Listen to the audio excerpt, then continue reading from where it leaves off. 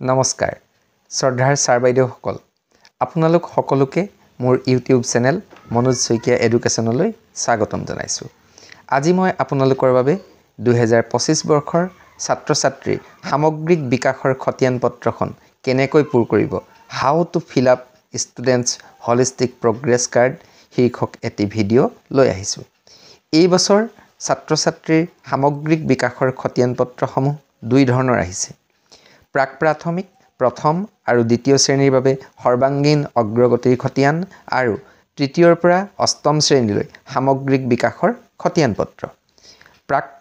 প্ৰাক প্ৰাথমিক প্ৰথম আৰু দ্বিতীয় শ্ৰেণীৰ সৰ্বাংগীন অগ্ৰগতিৰ খতিয়ানত নম্বৰৰ সলনি মান নিৰূপণৰ পৰিমাপক অৰ্থাৎ ৰুব্ৰিক হিচাপে তৰা ষ্টাৰ দিয়াৰ ব্যৱস্থা কৰা হৈছে আৰু তৃতীয়ৰ পৰা অষ্টম শ্ৰেণীলৈ নম্বৰৰ ব্যৱস্থা কৰা হৈছে আৰু তিনিটা শ্ৰেণীৰ বাবে মোৰ এটা পৃথক ভিডিঅ' হ'ব এই প্ৰথম যি তিনিটা শ্ৰেণী আছে প্ৰাক প্ৰাথমিক প্ৰথম আৰু দ্বিতীয় শ্ৰেণী এই তিনিটা শ্ৰেণীৰ বাবে মোৰ এটা পৃথক ভিডিঅ' পাব এতিয়া আমি তৃতীয়ৰ পৰা অষ্টমৰ বিকাশৰ খতিয়ান পত্ৰ কেনেকৈ পূৰ কৰিম চাওঁ আহক ভিডিঅ'টো স্কিপ নকৰাকৈ শেষলৈ চাব বুলি আশা কৰিলোঁ তেন্তে আহকচোন আজিৰ ভিডিঅ'টো আৰম্ভ কৰোঁ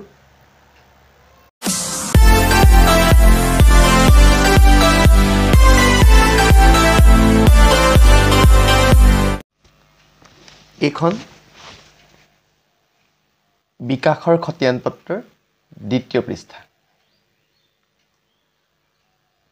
ইয়াত আছে তৃতীয়ৰ পৰা অষ্টম শ্ৰেণীৰ ছাত্ৰ ছাত্ৰীৰ শৈক্ষিক অগ্ৰগতিৰ খতিয়ান পত্ৰ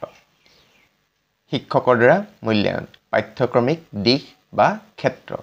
ইয়াৰ প্ৰতিটো কলমত আছে প্ৰথম কলমত বিষয়সমূহৰ নাম দ্বিতীয় কলমত আছে আপোনাৰ গঠনাত্মক মান নিৰূপণ 1 সামগ্ৰিক মান নিৰূপণ 1 গঠনাত্মক মান নিৰূপণ 2 সামগ্ৰিক মান নিৰূপণ 2 অথবা বাৰ্ষিক পৰীক্ষা আৰু নম্বৰ কলমত আছে বাৰ্ষিক পৰীক্ষাৰ 2ৰে হৰণ নম্বৰক 2ৰে হৰণ কৰিছে মানে আধা ইয়াত প্ৰথম কলমত আছে এই ক খ গ আৰু ঘ এই চাৰিটা কলমৰ যোগফল আৰু ইয়াৰ পিছত আছে ইফালে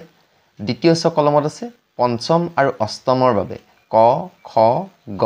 ঙ এই নম্বৰ কলমটো ঘৰ হলনি নম্বৰ কলমটো এই পঞ্চম আৰু অষ্টমৰ বাবে যোগ কৰিব লাগিব আৰু বৰ্গীয় জ কলমত হৈছে এই ক নম্বৰ দ্বিতীয় বা প্ৰথম কলমৰ 90% ল'ব লাগিব আৰু ইয়াৰ পিছত ঝ নম্বৰ কলমত আছে আপোনাৰ গুণোৎসৱৰ 10% যিজন ছাত্ৰৰ আমি বিকাশৰ খতিয়ান পত্ৰ বনাম তেওঁ গুণোৎসৱত কিমান নম্বৰ পাইছে তাৰ 10% ল'ব লাগিব আৰু এই বৰ্গীয় জ আৰু ঝ কলম যোগ কৰি আমি উলিয়াব লাগিব এই জ ঝ নিয় কলমটো আৰু ইয়াৰ ওপৰতে আমি গ্ৰেড লিখিব লাগিব এতিয়া এইখন হৈছে বিকাশৰ খতিয়ান পত্ৰ এতিয়া আমি এইখনত ৰ বিলাকত চাওকচোন প্ৰথমতে আছে ভাষা 1 ভাষা 2 ভাষা 3 গণিত পৰিৱেশ বিজ্ঞান সমাজ বিজ্ঞান আৰু ইফালে আহিলে ভাষা 3 কিছুমান বিদ্যালয়ত আছে ভাষা 3 কলা শিক্ষা শাৰীৰিক শিক্ষা কৰ্ম শিক্ষা ষষ্ঠ আৰু অষ্টম শ্ৰেণীৰ তথ্য আৰু যোগাযোগ প্ৰযুক্তি ইয়াৰ কেৱল তথ্য এইখিনি ইয়াৰে এলপি সেকশনৰ কাৰণে ভাষা 1 ভাষা 2 গণিত পৰিৱেশ এইকেইটা বিষয় লাগে আৰু বাকি ইউপি সেকশনৰ কাৰণে লাগিব ভাষা 1 ভাষা 2 ভাষা 3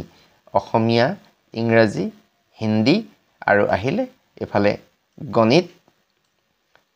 তাৰ পিছত লাগিব বিজ্ঞান সমাজ বিজ্ঞান এইকেইটা গুণোৎসৱটো এইকেইটা বিষয়তে হয় গতিকে এইকেইটা বিষয়ৰ ওপৰত আমি নম্বৰ বিলাক লম বাকি কিটাত আমি গ্ৰেড দিম গ্ৰেড দি হেমতে কৰিব লাগিব আৰু এবাৰ যে দেখিছে গঠনাত্মক মান নিৰূপণ আপোনালোকে দেখিছে চাগে গঠনাত্মক মান নিৰূপণ মানে হৈছে কি প্ৰথম এপ্ৰিলত যেতিয়া আমাৰ শিক্ষাবৰ্ষ আৰম্ভ হয় এপ্ৰিল আৰু মে মাহৰ যেটো কোৰ্স সেই কোৰ্সটোৰ ওপৰত পৰীক্ষা হলে এটো হৈছে গঠনাত্মক মান নিৰূপণ 1 আৰু সামগ্ৰিক মান নিৰূপণ এটো হৈছে সেপ্টেম্বৰ লৈকে হয় সেপ্টেম্বৰ মানে এপ্ৰিলৰ পৰা সেপ্টেম্বৰলৈকে যেটো কোৰ্স সেই কোৰ্সটোৰে সামগ্ৰিক মান নিৰূপণ 1 আৰু গঠনাত্মক মান নিৰূপণত হৈছে আপোনাৰ বাকি সেপ্টেম্বৰ অক্টোবৰ এই দুটা মাহৰ অক্টোবৰ নৱেম্বৰ মাহৰ যিটো কোৰ্স সেই কোৰ্সটোৰে গঠনাত্মক মান নিৰূপণ 2 আৰু তাৰ পিছত সামগ্ৰিক মান নিৰূপণটো হৈছে আপোনাৰ এই অক্টোবৰৰ পৰা ফেব্ৰুৱাৰীলৈকে যিটো কোৰ্স সেই কোৰ্সটোৰে সৈতে যিটো মূল্যায়ন হ'ব সেইখিনি হৈছে সামগ্ৰিক মান নিৰূপণ 2 আৰু বাৰ্ষিক পৰীক্ষাত হৈছে কি পঞ্চম আৰু অষ্টম শ্ৰেণীৰ কাৰণে একেবাৰে গোটেই শিক্ষাবৰ্ষটোৰ পাঠ্যক্ৰমৰ ওপৰতে এই পৰীক্ষাটো হ'ব এতিয়া আমি কেনেকৈ এখন পূৰ কৰিম আমি চাই যাওঁ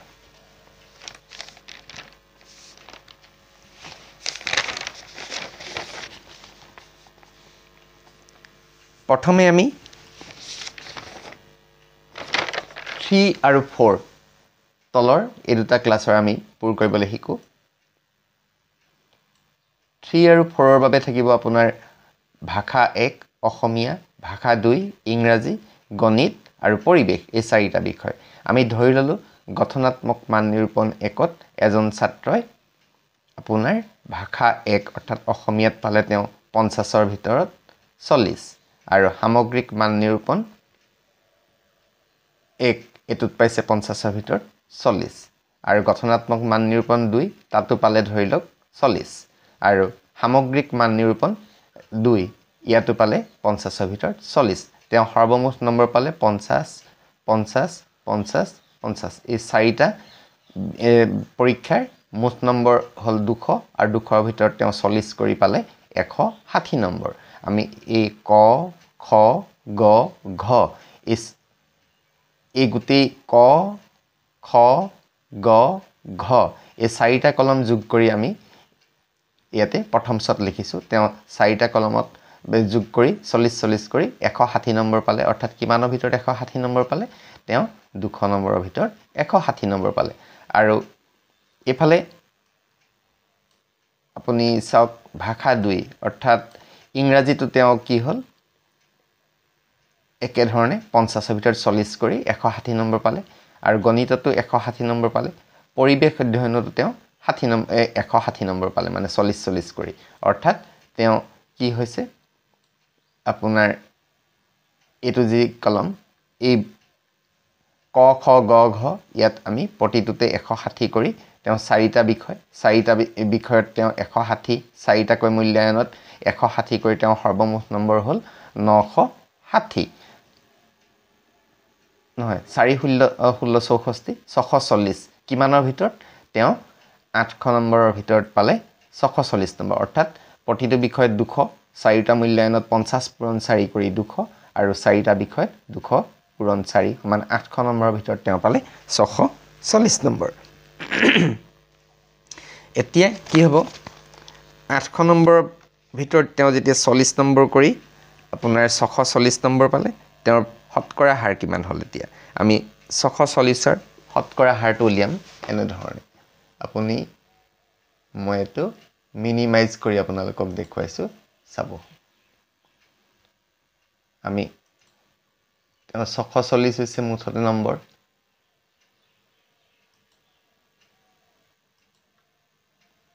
এটো 640 কৰি 640 নম্বৰ হল এটো 640 পূৰণ 100 আমি শতকৰাটো উলিয়াম এতিয়া 100 আৰু হৰণ কৰিম আমি 800ৰে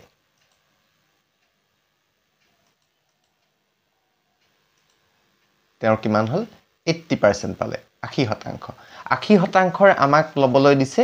90 এতিয়া আমি এই কি কৰিম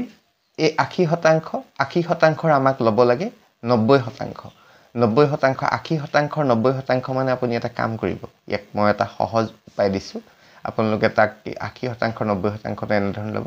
80 পূৰণ 0.9 ৰে পূৰণ কৰি দিয়ক আপোনাৰ উত্তৰ হ'ব 72 তেওঁ 72% নম্বৰ পালে অৰ্থাৎ তাৰমানে 80% লৰাজনে নম্বৰ পাইছে 80%ৰ 90% ললো মানে আমি 0.9 ৰে পূৰণ কৰি দিব হে শতাংশটো তেতিয়া হলে কিমান শতাংশ 90% লোৱা হ'ব হেতু হৈছে 72 অৰ্থাৎ 72% নম্বৰ ছাত্ৰজনে এই হেৰি পাইছে কি বুলি কয় চাৰিটা মূল্যায়নৰ পৰা পাইছে এতিয়া আমি কি কৰিম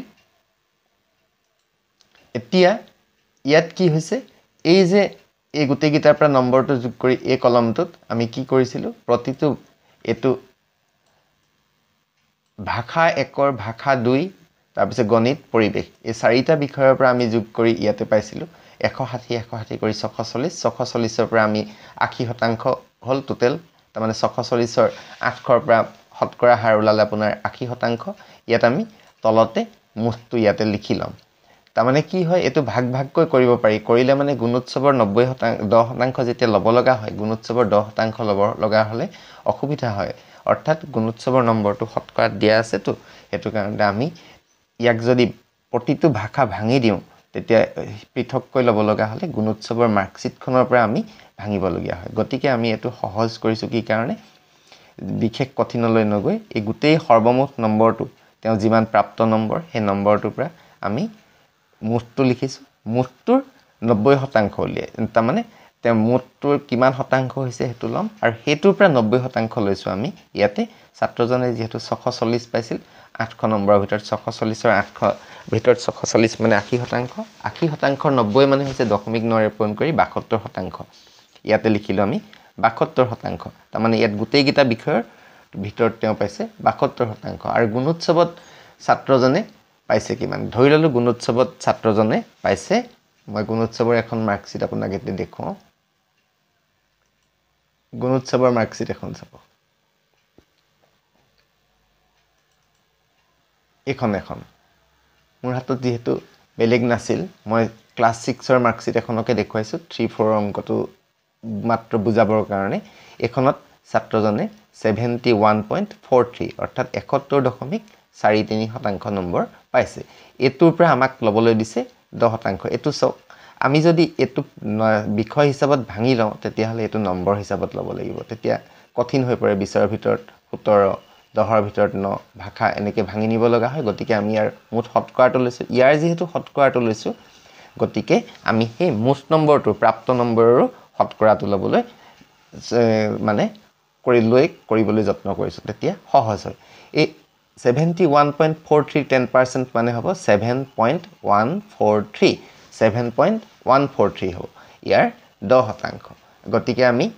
যেহেতু ছাত্ৰজনে 72% পাই আছিল 72%ৰ পৰা আমি কিমান ললো 7.143 এতিয়া আমি মাৰ্কশিটখনত যাওঁ এখন মাৰ্কশিটত ইয়াত এটোত লিখিব দিছে আপোনাৰ ক খ গ ঘ ইয়াৰ পৰা আমি মুঠ নম্বৰটোৰ তলত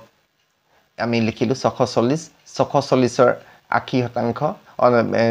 ই পাইছে লৰাজনে তলত আমি শতকৰাটো লিখি থলো 80% 80%টোৰ 90% হৈছে 72% আৰু গুণোৎসৱৰ 10% মানে হৈছে 7.143 7.143 টো এতিয়া আমি এই 72%ৰ লগত যোগ কৰিম এতিয়া আকৌ আমি ক্যালকুলেটৰটোত চাওঁ 72 প্লাস যোগ কৰিম এতিয়া 7.143 7.143 এতিয়া এটো হৈছে 79.143 এটো ছাত্ৰজনৰ সামগ্ৰিক যেটো শতকৰা সেই শতাংশটো হৈছে প্ৰাপ্ত নম্বৰ শতাংশ হৈছে 79.143 79.143 এটো এতিয়া কি গ্ৰেড হয় আমি এতিয়া হেতু গ্ৰেড লিখিব লাগিব ইয়াৰ গ্ৰেডটো আমি কেনেদৰে লিখিম ইয়াতে চাও আহক ইয়াৰ গ্ৰেডটো হ'ব এনে ধৰণে এখন হৈছে আপোনাৰ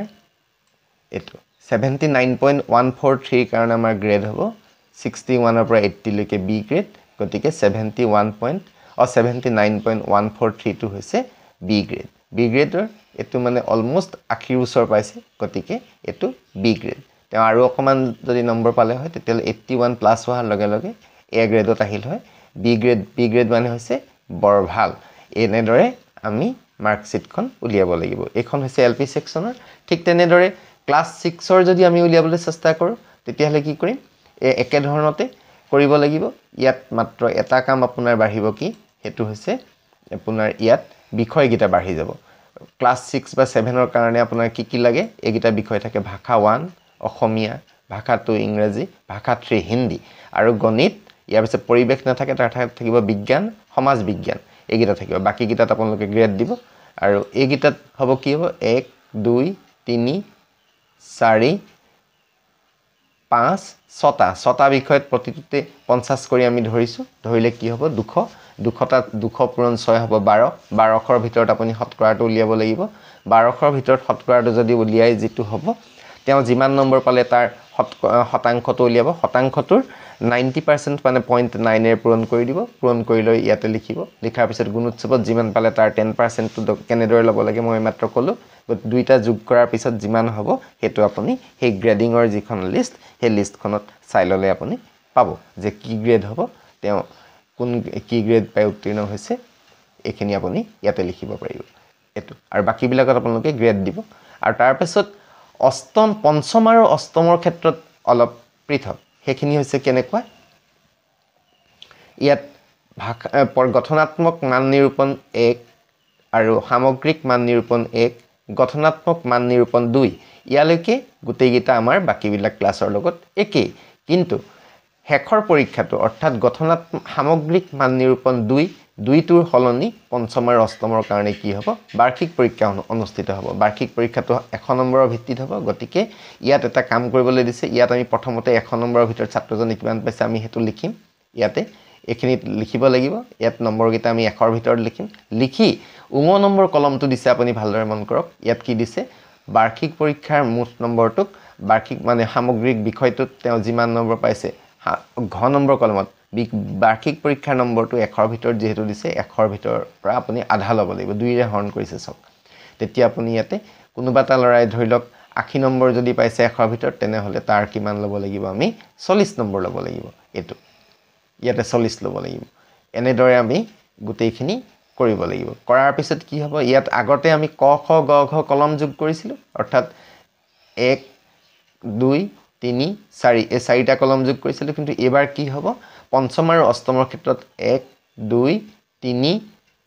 এই চাৰিটো নহয় এইটো কলমৰ ইয়াৰ হৰণ কৰিছো যে 2 ৰে ইয়াৰ এটো ল'ব লাগিব অৰ্থাৎ এই চাৰিটা কলম ক খ গ উঙ এই চাৰিটা কলম আপুনি যোগ কৰিব লাগিব যোগ কৰি লৈ যেটো নম্বৰ হ'ব সেই নম্বৰটো আপুনি প্ৰথমতে এখিনি কৰিলে কৰি ভাগ ভাগকে নকৰিব ভাগ ভাগকে কৰিলে গুণোৎসৱৰ নম্বৰটো আপুনি ভাঙিব লাগিব গতিকে এই গুটেই নম্বৰটো গুটেইগিটা বিষয়ৰ মুঠ নম্বৰটো তেওঁ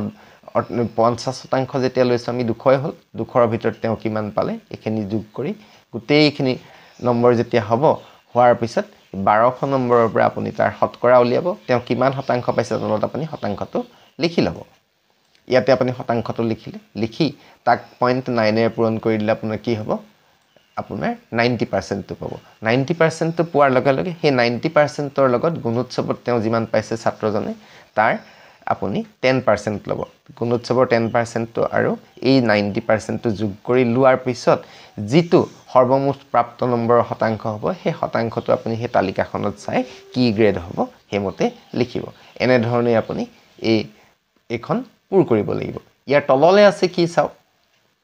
ইয়াৰ তলত আছে এইখিনি ইয়াত আছে আপোনাৰ অন্যান্য দিশ এখিনি নম্বৰৰ কামখিনি কৰিলো কৰাৰ পিছত আপুনি ইয়াতে উত্তীৰ্ণ অনুত্তীৰ্ণ এখিনি বস্তু লিখিব লিখাৰ পিছত অন্যান্য দিশ বা ক্ষেত্ৰ দিছে ইয়াত কি কৰিব লাগিব ইয়াত এখিনি সময়ানুবৰ্তিতা নিয়মানুবৰ্তিতা শৃংখলাবদ্ধতা এখিনি তেওঁ ছাত্ৰজনক নিৰীক্ষণ কৰি গুটেইগিটা মান নিৰূপণত আপুনি কেনেদৰে পাইছে এইবিলাক লিখিব লিখি এখিনি কৰাৰ পিছত ইয়াৰ পিছত আহিলে আপোনাৰ তৃতীয় পৃষ্ঠাটোৰ কাম তৃতীয় পৃষ্ঠাটোত কি আছে চাওক তৃতীয় পৃষ্ঠাটোত আছে আপোনাৰ এখন ইয়াত আছে ছাত্ৰ ছাত্ৰীৰ স্ব-মান নিৰূপণ নিজে ছাত্ৰ ছাত্ৰী নিজে ইয়াৰ মান নিৰূপণ কৰিব আমাৰ মূল কামখিনি সেই দুটা পৃষ্ঠাতে আছে ইয়াত ছাত্ৰ ছাত্ৰী মোৰ আটাইতকৈ ভাল লগা বিষয়টো তেওঁ ইয়াতে উল্লেখ কৰিব প্ৰথমটোত কি দ্বিতীয়টোত কি তৃতীয়টোত এনেকে তাৰপিছত তেওঁ কি আছে এখিনি ইয়াতে আছে আৰু সহপাঠীৰ দ্বাৰা মান নিৰূপণৰ বিষয় এটা আছে সহপাঠীৰ দ্বাৰা মান নিৰূপণটো আপোনালোকে প্ৰতিটো শ্ৰেণীৰ দুজনকৈ ছাত্ৰ ছাত্ৰী আপোনালোকে নিৰ্বাচিত কৰিব নিৰ্বাচিত কৰি তেওঁলোকে সেই ছাত্ৰজনক কি দেখে কি পাইছে এটো ইয়াত দিছে তাই বা হি পৰিষ্কাৰকৈ থাকে এটো তেওঁলোকে নিৰীক্ষণ কৰি একেবাৰে সহজ তেওঁলোকে লিখিব পাৰিব থাকে যদি হয় লিখিব না থাকে যদি নহয় লিখিব প্ৰথমজনে দ্বিতীয়জনে দুইজনৰে ইয়াতে আছে এখিনি তাৰ পিছত আছে আমাৰ এখিনি সিগনেচাৰৰ কাম এখিনি ছাত্ৰ বা ছাত্ৰীৰ নাম শিক্ষকৰ চহী অভিভাৱকৰ চহী বিদ্যালয়ৰ প্ৰধান শিক্ষকৰ চহী এইখিনি আছে আৰু চতুৰ্থ পৃষ্ঠাটো আহিলে ইয়াৰ চতুৰ্থ পৃষ্ঠাটোত আছে কি আপোনাৰ চতুৰ্থ পৃষ্ঠাটোত আছে এইখিনি কাম ইয়াত ছাত্ৰ ছাত্ৰীৰ শৰীৰ আৰু স্বাস্থ্য সম্বন্ধীয় তথ্যসূচী এইখিনি ওজন উচ্চতা এইখিনি আপুনি লিখিব তেজৰ গ্ৰুপ আৰু এইখিনি কি আছে এইখিনি ইয়েস হয় নহয় আছে নাই এইখিনি লিখিব লাগে এইখনে হৈছে আপোনাৰ বিকাশৰ খতিয়ান পত্ৰ পূৰ কৰাৰ পদ্ধতি এনেদৰে এখন আপুনি পূৰ কৰিব লাগিব আৰু এইখিনি কৰাৰ পিছত আপুনি ভালদৰে এখন আকৌ এবাৰ চাব প্ৰথম পৃষ্ঠাটোত আৰু এটা কাম আছিল আপোনালোকে মই দেখাই দিছো এটো চাওক এখন ইয়াত এটা ফটোগ্ৰাফ লগোৱাৰ ব্যৱস্থাও দিছে যদি ছাত্ৰজন অন্য বিদ্যালয়লৈ যাব লগা হয় তেতিয়াহলে ইয়াত ধুনীয়াকৈ ফটোখন লগাই আপোনালোকে চিলটিল মাৰি প্ৰধান শিক্ষকৰ দিব এইখিনি এখন সম্পূৰ্ণকৈ কৰিব আজিৰ ভিডিঅটো ইমানেই ভিডিঅটো চাই ভাল পালে লাইক আৰু কমেন্ট কৰিব হেকত আৰু যদি ভাল লাগে তেতিয়াহলে আপোনালোকে শেয়াৰ কৰিব হেকত আপোনালোকৰ সুস্বাস্থ্য কামনাৰে মনোজ শইকীয়া ধন্যবাদ নমস্কাৰ